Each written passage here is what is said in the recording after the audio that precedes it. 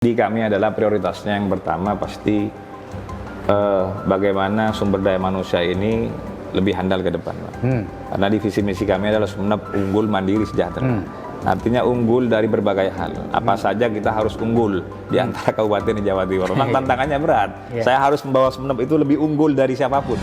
Setelah pulang itu saya kan lihat foto saya. Waktu itu pasang dasinya agak miring gitu. Saya bilang ke kawan saya, kayaknya ini seperti Bupati Sumeneb ini, saya bilang. Nah itu.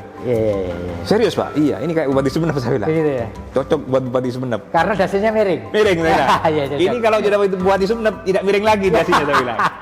Akhirnya, ya kan? Gimana Pak kalau saya upload? Nah, di-upload lah dengan anak buah saya itu tahun 2012 kalau nggak salah. 2012. Ya, itu loh. Nah, itu waktu itu bincang-bincang lagi 2012. Bercanda lagi dimasukkan tuh, 2012 lupa saya dimasukkan itu di media sosial. Langsung Bupati Sumeneb 2020. Oh iya. Ya. Padahal itu ngawur-ngawur aja ya? Ngawur Pak. Ya. Ternyata Tuhan mengamini itu.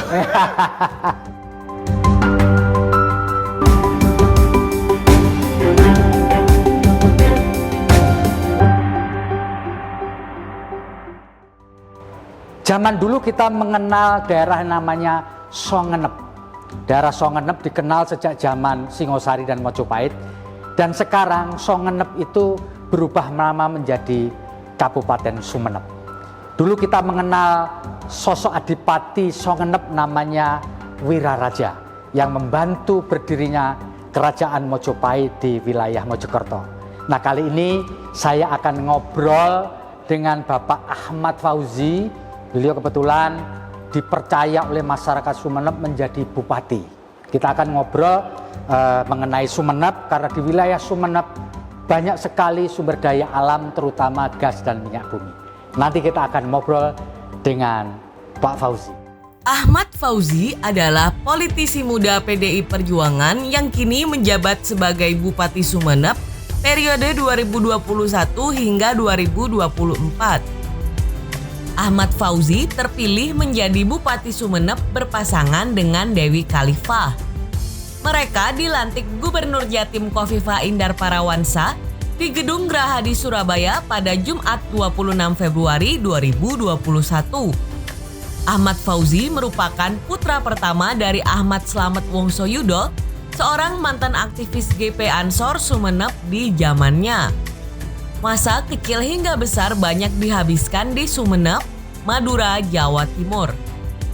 Sebelum terpilih menjadi Bupati Sumeneb, ia pernah menjadi wartawan dan juga menjadi direktur di berbagai perusahaan. Ia pun pernah menjadi Wakil Bupati Sumeneb periode 2016 hingga 2021. Seperti apa Ahmad Fauzi akan membawa Sumeneb ke depan? Simak perbincangan News Director Tribun Network, Feby Mahendra Putra, dengan Bupati Sumeneb Ahmad Fauzi dalam wawancara eksklusif. Nah, Tribuners, kita sekarang sudah bersama dengan Bapak Bupati Sumeneb, Bapak Ahmad Fauzi. Assalamualaikum Pak Bupati. Waalaikumsalam warahmatullahi wabarakatuh. Sehat kita hari ini? Alhamdulillah. Nah, Bapak Bupati, kita mau ngobrol santai tetapi akan banyak nanti mendapat masukan dari Pak Bupati mengenai apa saja yang akan dilakukan Pak Bupati terkait dengan pembangunan di Sumeneb. Pak Bupati, sebelum menjadi Bupati ini Pak Ahmad Fauzi kan menjadi Wakil Bupati. Nah, apa ada pengaruhnya Pak Ahmad Fauzi ketika Anda punya pengalaman 5 tahun jadi Wakil Bupati ketika sekarang mendapat amanah menjadi Bupati? Ya, yang pasti pengalaman itu banyak ya. Pengalaman berharga bagaimana saya menemani bupati sebelumnya. Siap. Jadi dari sisi kami pada saat itu menjadi wakil bupati, maka kami benar-benar mempelajari sehingga suatu saat misalnya terpilih menjadi bupati katakanlah, jadi kami bisa tahu, jadi saya bisa tahu apa yang kira-kira harus saya sempurnakan atau yang belum sempurna harus saya lebih sempurnakan lagi. Itu minimal. Itu minimal. Dari berbagai pelajaran yang harus saya lihat dalam rangka bagaimana membawa Sumeneb lebih baik ke hal yang lebih baik lagi. Ya, Pak Ahmad Fauzi, ketika Anda menjadi bupati pasti tinggal start aja, nggak perlu belajar lagi ya. Nah, sekarang ini yang menjadi prioritas selain membantu pemerintah pusat untuk memutus mata rantai COVID-19, bisa dijelaskan yang jadi prioritas 100 hari pertama lah minimal. Jadi pada saat saya dilantik, jadi saya sampaikan memang sesungguhnya di 100 hari ini saya tidak bisa ada prioritas. Kenapa? Karena sesungguhnya adalah apa yang saya jalankan pada saat hari ini itu bagian dari pembahasan kebijakan anggaran tahun sebelumnya. Artinya betul. Implementasinya saat ini. Gitu. Maka ini sisa dari jabatan bupati sebelumnya yang harus saya jalankan sesuai amanah undang-undang yang sudah diputuskan oleh DPRD. Maka saya pada saat itu mencoba memang memasukkan visi misi kami itu ada korelasinya sehingga ada berkesinambungan antara visi misi bupati lama dengan bupati saat ini yang terpilih. Jadi kami memang siapkan dulu dengan sebuah keyakinan sepertinya nampaknya mau menang ini. Jadi harus ada berkesinambungan biar pembangunan ini tidak putus gitu kan. Salah satu contoh misalnya di visi misi lama itu ada percepatan pembangunan infrastruktur kepulauan. Itu memang sudah kita lakukan percepatan itu walaupun memang pada akhirnya ada kebijakan harus kita lakukan dalam rangka bagaimana pembangunan kepulauan dan daratan itu bisa kita lakukan dengan berimbang. Kalau sebelumnya mungkin belum berimbang, maka saat ini harus berimbang. Nah itu yang akan kita lakukan, baik infrastruktur, baik pelayanan, baik hal-hal lainnya, kesehatan dan sebagainya, agar semuanya itu bisa berimbang antara daratan dan kepulauan. Sehingga disparitas itu agak sedikit berkurang. Lambat laun akan gapnya diperpendek lah ya. Diperpendek. Karena segala sesuatu ini kan tidak bisa berlangsung secara instan menurut saya. Pak Bupati, kebetulan wilayah Kabupaten Sumeneb ini mendapatkan karunia dari Yang Kuasa mengenai sumber daya alam, minyak dan gas. Apa sih sebenarnya manfaat ini buat Kabupaten Sumeneb? Ada nggak? Seberapa besar maksud saya? Iya, kalau secara implisit seberapa besar misalnya keberadaan migas di Kabupaten Sumeneb, tentu ada beberapa aturan-aturan perundang-undangan dalam hal misalnya tatanan pembagian dana bagi hasil migas. Itu menurut kami kalau dikatakan ada manfaatnya pasti ada manfaatnya. Gitu kan. Ada DBH yang memang didapatkan oleh pemerintah daerah, walaupun secara aturan undang-undang dana bagi hasil migas yang terbesar adalah memang sumbangsi kepada pemerintah pusat. Yang pada dasarnya pemerintah pusat itu juga dikembalikan sesungguhnya misalnya berupa anggaran setiap tahunnya kepada pemerintah daerah. Itu pasti ada. Terus ada CSR juga kan. CSR ini kan juga bermanfaat untuk masyarakat dalam rangka bagaimana dalam hal adanya eksplorasi itu tentu ada pasti aspek-aspek sosial yang harus diperhatikan oleh perusahaan-perusahaan eksplorasi. Maka ada CSR itulah untuk membantu bagaimana bersama-sama agar Kabupaten Sumeneb tentu lebih baik ke depan. Pasti ada manfaatnya lah. Ada satu guyonan ya. Kebetulan Sumeneb itu berada di Pulau Madura. Tidak ada COVID-19 di Madura. Kan? Menurut Pak Bupati, bagaimana sih kondisi penanganan COVID di wilayah Kabupaten Sumeneb? Kami itu sebenarnya bukan tidak ada COVID, jadi ada COVID. Bahkan kemarin Sumeneb itu bisa dikatakan tertinggi. Dikatakan tertinggi pada saat dua bulan setengah yang lalu. Tapi kami coba berusaha bekerja keras bagaimana kami dengan Forpimda, setiap minggu kita adakan rapat evaluasi apa yang harus kita lakukan, stressing kepada masyarakat, mengatur pola hidup masyarakat. Walaupun kebijakan itu pasti ada plus dan minusnya gitu. Ada yang senang, ada yang tidak suka gitu kan. Itu bagian dari kebijakan Karena kebijakan itu pada saat kita mengatur pola hidup masyarakat maka berhubungan dengan aspek sosial.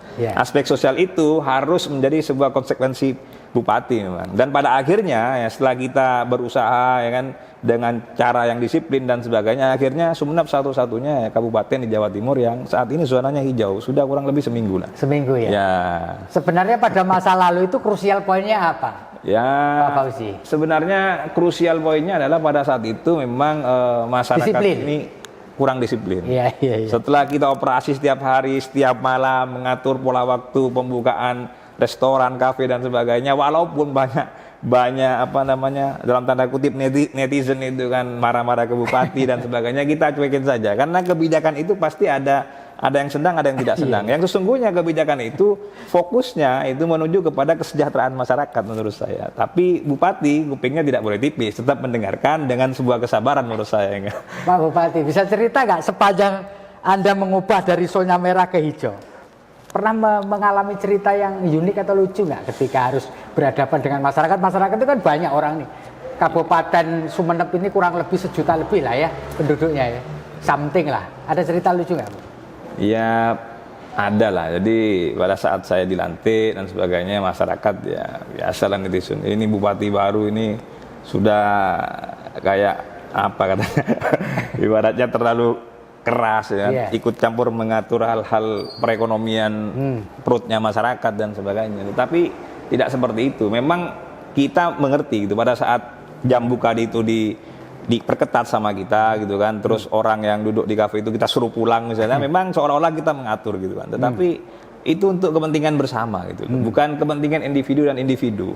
Ini kepentingan secara general masyarakat Sumeneb menurut saya. Jadi biasa-biasa saja menurut saya, ada beberapa misalnya yang tidak senang dan sebagainya. Tapi kita bisa buktikan gitu bahwa endingnya nanti terakhir insya Allah Sumeneb hijau. Dan pada saat ini begitu hijau agak sedikit saya ronggar gitu kan. Tetapi tetap harus memperhatikan protokol kesehatan. Di mana-mana saya sampaikan. Silahkan perekonomian terus berjalan. Silahkan buka pasar takjil. Walaupun saya buka di beberapa titik, tidak satu titik. Kenapa? Saya resiko ada penumpukan massa. Maka kita terpecah gitu ya. Untuk di kota kita buka di 4 kelurahan agar mereka bisa buka takjil di tiap kelurahan. Bahkan saya dorong silakan setiap desa buka, ada masalah sehingga masyarakat itu tidak terfokus di kota. Karena ini juga akan mengantisipasi penyebaran corona ini gitu kan. Terkait dengan program vaksinasi, apakah sepanjang Pak Bupati ketahui di wilayah Kabupaten Sumeneb ini Anda nggak orang yang nggak percaya atau nggak mau atau bahkan ngapain juga divaksin itu? Jadi kalau Sumeneb ini ya, alhamdulillah itu masyarakatnya ini sebenarnya sangat mudah bagaimana mereka bisa kita yakinkan. Karena sesungguhnya dasarnya memang masyarakat Sumeneb ini punya hierarki kepatuhan sebenarnya. Oh gitu ya. Maka pada saat kita vaksin pertama itu memang kita bersama-sama Forpimda, terus kita panggil para kiai-kiai gitu kan, yang menjadi sebuah panutan masyarakat gitu kan. Begitu vaksin ini selesai, jadi mereka kita minta untuk menjadi narasumber ya kan, minta untuk bicara agar menyampaikan kepada masyarakat bahwa testimoninya mereka penting ya, untuk menyampaikan ke masyarakat bahwa sesungguhnya tidak ada masalah.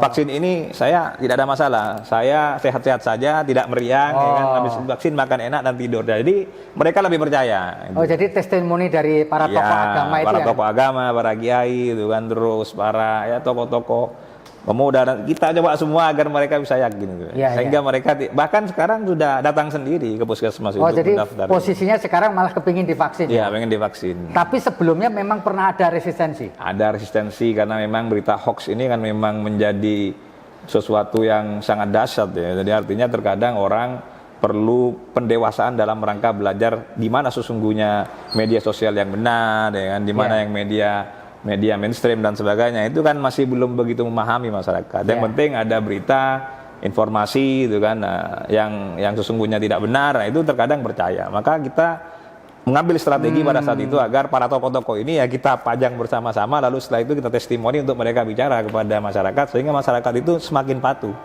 Sekarang ini sudah berapa persen Pak Bupati yang sudah dari sasaran ya? Kalau dari sasaran itu sekarang sudah masuk ke masyarakat. Artinya kita mungkin sudah masuk di angka kurang lebih 12%. 12% ya. Karena kita kemarin sudah bersuratan lagi ke gubernur itu karena kurang sudah. Bahannya kurang. Bahannya kurang. Bahkan kemarin kita agak was-was, khawatir jeda pada saat suntik vaksin pertama takut lewat. Ya itu. Sebenarnya kalau dari angka bisa dijelaskan sebenarnya target dari seluruh penduduk Kabupaten Sumeneb itu berapa yang memang layak untuk divaksin itu? Ya, menurut kami ya kalau bisa ya harus di atas 50% minimal. Enggak, artinya itu 50% ya. Dari angkanya berapa? 800.000 kayak 500.000. Ya kalau angkanya kan penduduk 1 juta lebih, Pak. 1 juta 100 sekian, jadi 1.200.000 sekian. Maka menurut saya paling ideal minimal 600 ribuan. Oh, 600.000 ya. Minimal ya. Jadi sekarang masih angka 12% kurang ya. lebih segitu gitu kan. Dan sudah bersurat kepada ini supaya antara suntik pertama sama kedua itu sudah segera dilakukan. Sudah kita minta. Jadi sekarang prosesnya sudah masuk ke masyarakat dan pondok pesantren. Oke. Dari segi pertumbuhan ekonomi, Pak Bupati, semua daerah, contoh saja Jember misalkan, sampai Q keempat 2020 itu kan masih minus 2,96% pertumbuhan ekonominya. Selain itu juga lesu perekonomian. Nah, terkait dengan pandemi ini kalau boleh saya tanya di wilayah Kabupaten Sumeneb, apakah pertumbuhan ekonominya terjaga atau ikut terpengaruh? Ya pastilah. Jadi pertumbuhan Sumeneb ini juga minus. Terkontradiksi lah ini. Artinya kita ini memang saat ini berpikir bagaimana sih pertumbuhan ekonomi ini biar naik kembali. Maka salah satunya adalah yang mempengaruhi pertumbuhan ekonomi ini minus menurut saya adalah pandemi COVID. Maka pada saat itu saya bekerja keras bagaimana gitu loh Sumeneb ini bisa hijau. Setelah hijau ini maka kita dorong para pelaku usaha ya kan untuk memulai usahanya ya kan dengan tetap memperhatikan protokol kesehatan. Maka disitulah akan mulai pertumbuhan ekonomi bisa naik. Terus yang kedua kita mencoba intervensi dengan program-program bentuknya padat karya. Nah padat karya ini salah satu stimulan bagaimana kita mencoba gitu kan ekonomi yang ada di tatanan masyarakat bawah ini tentu menjadi bisa kekuatan dalam rangka mendongkrak pertumbuhan ekonomi. Khususnya yang kita perhatikan pada saat ini misalnya yang lagi kita siapkan ini pemerintah daerah bagaimana kita akan mencoba memberikan kredit kepada UMKM. Melalui BUMD kita. BUMD kita itu BPRS kita. Kita punya bank ya kan, BPRS bagaimana nanti program kredit murah ini untuk bisa dipergunakan oleh UMKM. Itu salah satu yang lagi kami siapkan ini. Tentu, tapi seperti Pak Bupati sebutkan tadi bahwa program ini kan masih berdasarkan anggaran yang disusun oleh Bupati sebelumnya. Tentu ini nanti untuk tahun berikutnya kan pasti Pak Bupati nyusun sendiri. Nah di antara penyusunan anggaran ini tentu kan skala prioritasnya kan sesuai janji politik ya. Betul kan ya? Nah kalau boleh saya tahu ketika nanti ke depan ini akan disusun anggaran sesuai dengan pemerintahan Pak Bupati ini, apa yang kira-kira menjadi prioritasnya?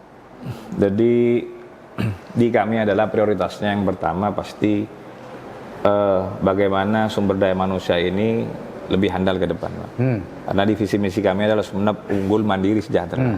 Artinya unggul dari berbagai hal. Apa saja kita harus unggul di antara kabupaten di Jawa Timur. Memang tantangannya berat. Saya harus membawa Sumeneb itu lebih unggul dari siapapun. Ya. Artinya 38 kabupaten. Tapi memang rezekinya kan lebih banyak kan?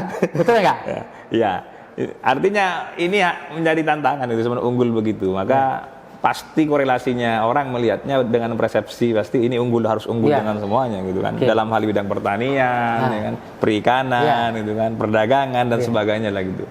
Lalu mandiri dalam segala hal gitu. Mandiri itu tentu apa yang menjadi potensi kita. Salah satunya contoh misalnya potensi pertanian kita juga ada. Nah potensi pertanian ini kami ada hal bagaimana pengembangan ekonomi itu dari hulu ke hilir.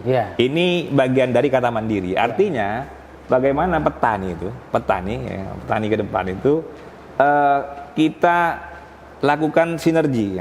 Sinergi. Jadi kemitraan polanya. Jadi ada petani misalnya, dinas pertanian itu memiliki tanggung jawab pemberdayaan, membantu sarpras, memastikan hasil panennya baik. Itu pertanian. Lalu perdagangan, dinas perdagangan ini saya dorong bagaimana ke depan itu mereka mempersiapkan pasarnya, off-takernya.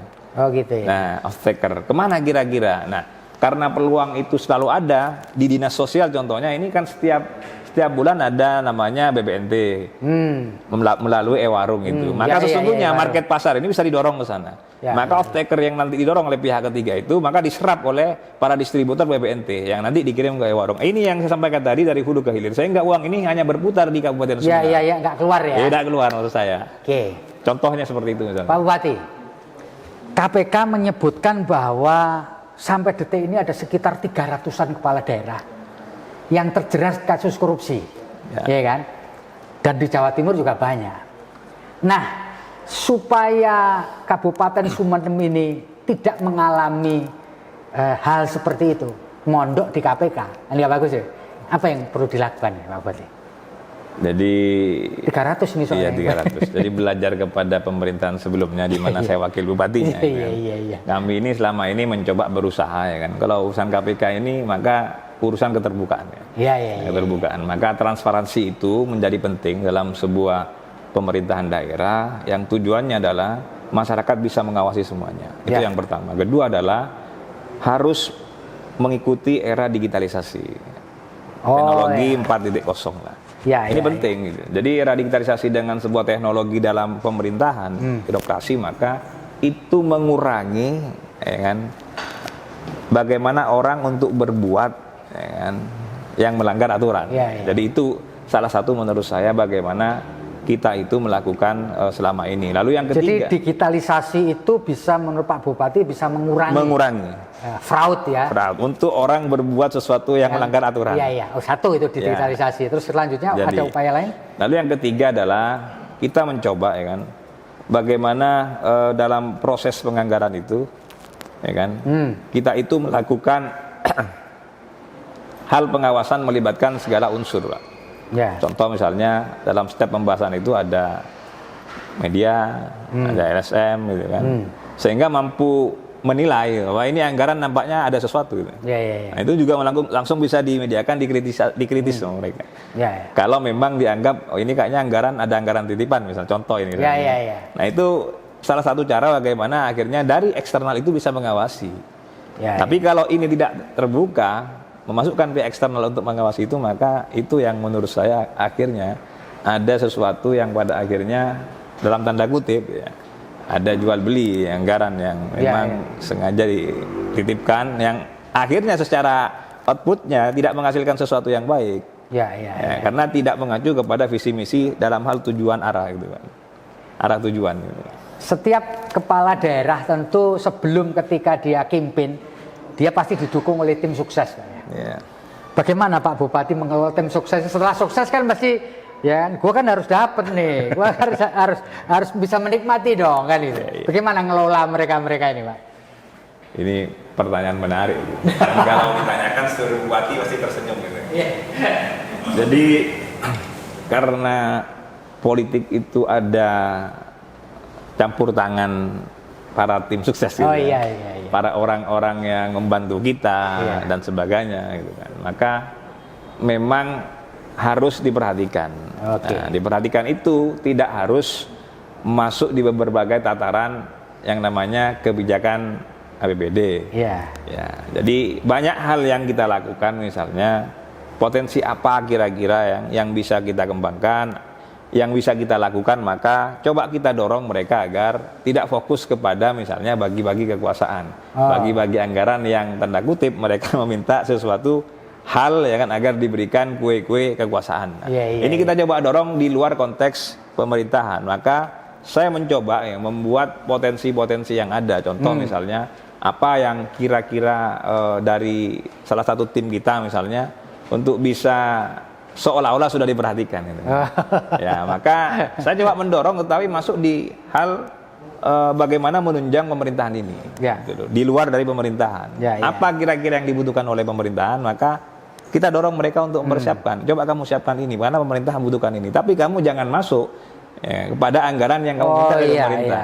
Kamu silahkan coba bermain di hulunya, tapi kamu jangan menunggu sesuatu program di hilirnya, sehingga kamu akhirnya minta proyek. Betul. Kamu ambil di hulunya. Di proyek ini kira-kira butuh apa? Gitu. Butuh A, butuh B, butuh C. Nah, kamu siapkan itu saja. Nah, itu. Jadi itu solusinya ya. Solusinya. Jadi kalau mereka langsung masukkan ke tatanan bagi-bagi kue, ini yang resiko memang ke kami itu. Itu coba kita hindari hal-hal seperti itu. Pak Bupati, ini terakhir, Pak Bupati, supaya pembaca kita juga tahu mengenai Pak Bupati karena cakupan kita nasional. Bisa nggak cerita sedikit singkat mengenai riwayat hidup atau perjalanan karier Pak Bupati? Silakan, Pak. Ya, saya ini memang dulu awalnya waktu SD itu ditinggal orang tua ya. Ditinggal orang tua, lalu waktu SMA itu ditinggal ibu ya kan. Jadi kalau SD bapak, ya kalau SMA itu ibu. Nah, selesai ya. Di situ saya merasa gitu kan, bahwa saya seperti pada saat itu langsung merasa ini harus kuat saya itu. Seolah-olah saya harus begini. Gitu. Iya, iya, iya. Jadi ada hal yang menurut saya luar biasa gitu kan. Pada saat itu saya tidak percaya seolah-olah ini tinggal. Maka saya harus mandiri pada situ. Jadi saya ingat sekali itu gitu. Setelah ditinggal maka akhirnya saya berusaha mencari sesuatu dengan berdagang gitu, untuk meneruskan sekolah itu. Jadi dulu berdagang beras saya itu. Jadi sambil sekolah sambil berdagang beras ya. Nah, sampai saya keluar akhirnya karena saya waktu itu selama 2 tahun itu berdagang beras. Setelah saya keluar kan sudah mulai agak besar, maka akhirnya saya datangkan beras sendiri waktu itu dari Jawa gitu kan. Nah itu, jadi setelah itu saya berpikir setelah 1 tahun di beras, saya kok berpikir pengen merantau gitu. Pengen merantau ke Jakarta. Tujuannya itu di situ Jakarta gitu. Tidak tahu saya kenapa di Jakarta, karena mungkin dulu sering lihat sinetron saya. Yang lihat TV Jakarta gedungnya tinggi gitu kan. Ya. Saya ini kadang sering bermimpi-mimpi gitu kan. Karena sering baca bukunya Soekarno gitu kan. Bermimpilah kamu setinggi langit, soalnya tuh di atas bintang-bintang katanya. Wah ini saya harus berangkat ke Jakarta. Ya. Ya itu, jadi saya coba berangkat ke sana. Ya, perjalanan di Jakarta ini sangat panjang sekali. Sangat panjang sekali dan berbagai hal dari tapi berangkat ke Jakarta tetap bisnis beras enggak? Ya, sudah saya tinggalkan. Jadi saya bekerja di toko macam-macam lah saya. Artinya banyak sekali. Akhirnya bisa bisnis sendiri. Akhirnya bisa bisnis sendiri gitu. Bidangnya apa Pak? Ya macam-macam. Jadi pada saat itu di puncaknya pada saat itu saya di puncaknya pada terakhir saya memang dunianya itu di dunia advertising dan di media cetak pada saat itu. Di ujung puncaknya itu. Iya. Gitu loh. Jadi kita sama-sama wartawan dong. Jadi di puncaknya di situ. Cuma saya ingat dulu tahun 2010 pada saat saya sudah konsen di media cetak dan advertising tahun 2010 itu saya pernah guyonan sama orang saya gitu. Duduk berdua. Pada saat itu saya habis wawancari Anton, Menteri Pertanian itu. Anton, ya Pak Anton, Menteri Pertanian dari PKS ya? Iya dari PKS. Nah setelah pulang itu saya kan lihat foto saya. Waktu itu pasang dasinya agak miring gitu. Miring dasinya. Ya, waktu itu saya pimpinan redaksi kan, jadi agak miring. Gitu. Saya bilang ke kawan saya, kayaknya ini seperti Bupati Sumeneb ini saya bilang. Nah itu. Iya. Serius Pak? Iya, ini kayak Bupati Sumeneb saya bilang. Gitu ya. Cocok buat Bupati Sumeneb. Karena dasinya miring. Miring saya. Ini kalau jadi Bupati Sumeneb tidak miring lagi dasinya saya bilang. Akhirnya ya kan, gimana Pak kalau saya upload? Upload di media sosial, di Facebook. Gak apa-apa upload. Nah, dia upload lah dengan anak buah saya itu tahun 2012 kalau nggak salah. 2012. Ya, itu loh. Nah, itu waktu itu bincang-bincang lagi 2012. Bercanda lagi dimasukkan tuh 2012 lupa saya dimasukkan itu di media sosial langsung Bupati Sumeneb 2020. Iya. Ya. Padahal itu ngawur-ngawur aja ya? Ngawur Pak. Ya. Ternyata Tuhan mengamini itu. Maka akhirnya begitu saya jadi bupati langsung dibuka sama kawan saya ini. Ini Pak bukti nyata 2010 kan 2011 katanya. Ya kalau gitu habis ini saya ngupload dasi miring juga Pak. Ya itu. Nah itu. Jadi saya ingin menyampaikan pesan kepada siapapun ya kan, masyarakat Indonesia ya. Jadi memang harus hati-hati dalam berucap ya. Oh gitu ya. Iya, hati-hati doa dalam berucap. Ya. Jadi sebuah doa nampaknya. Makanya saya nggak berani gitu kan. Saya berani misalnya berucap ya 2000 sekian mungkin saya jadi ini mungkin seperti itu ya. Itu kira-kira ya. Ya itu. Jadi itu perjalanan panjang, panjang gitu kan. Selama 17 tahun saya. Selama 17 tahun. Selama 17 tahun. Artinya di 17 tahun itu bermacam-macam profesi sudah. Sampai yang namanya jualan briket batu bara sampai bermacam-macam lah pokoknya panjang kalau diceritakan. Iya. Jatuh bangun juga ya. Jatuh bangun ya. Iya kan? Ya, pokoknya onnya itu sudah di advertising sama media. Di situ sudah puncak bisnis saya. Oke. Terima kasih Pak Ahmad Fauzi sudah ngobrol dengan kita mengenai banyak hal dan ini tentu bisa menjadi satu inspiring buat teman-teman muda. Demikian Tribuners, kita terima kasih banyak kepada Pak Ahmad Fauzi, tokoh muda 42 tahun ya Pak ya. Yang sudah jadi kepala daerah dan moga-moga Bapak selalu sehat dan sukses dalam memimpin Kabupaten Sumeneb. Demikian, Assalamualaikum warahmatullahi wabarakatuh. Om Santi Santi Om.